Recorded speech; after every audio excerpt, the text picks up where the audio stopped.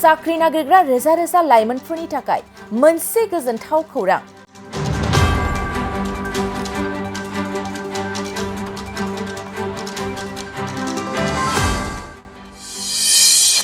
भारतारि डाक बिफानाव रोजा रोजा पस्ट लांदां जानाय दं।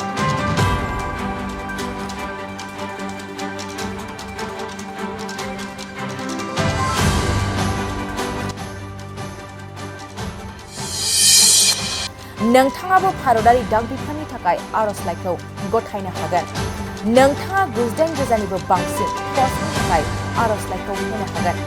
सेकेन्डारि पासआ बेफोर मासनि थाखाय आरजलाइ होनो हागोन।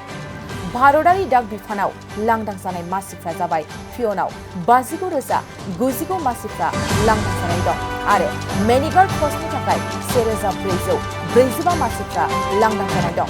बेनि अनगायैबो माल्टिटास्किं स्टाफआव 37,549 मासि लांदां जानानै दं आरो एप्लाइ खालामनो थाखाय बिजाथिया 18 निफ्राय 40 बोसोरनि गेजेराव जानो नांगोन। बे साख्रिनि दानारि बेथना खमैबो 25 रोजानिफ्राय जागायगोन। गासै फोरमायथिखौ मिथिनो थाखाय नोंथाङा इन्डिया पोस्ट gdsonline.gov.in आव क्लिक खालामनानै मिथिनो हागोन। नोंथांमोना गावबा गावनि गथ'खौ सासे राफोद गेलेगिरि खालामनो गोसो दं नामा? रायजोआरि हादरारि हादर गेजेर थाखोसिम गेलेगिरि खालामनो गोसो दंब्ला नोंथाङा गोबाव दा खालामसै। सासे राफोद रोंखा-राखा गेलेगिरि खालामनो थाखाय नोंथाङा जानजि खाफ्रादो आरो मुं थिसनहैदो।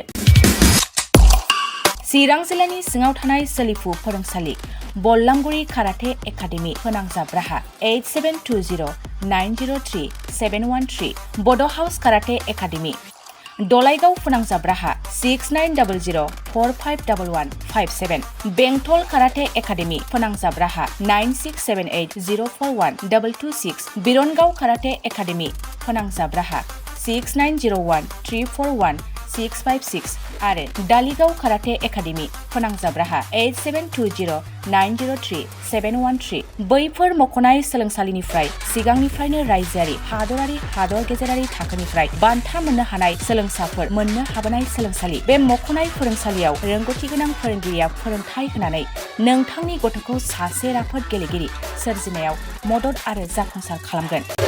अब्ला मानोथो गोबाव खालामनो, थाबैनो मुं थिसनहैदो।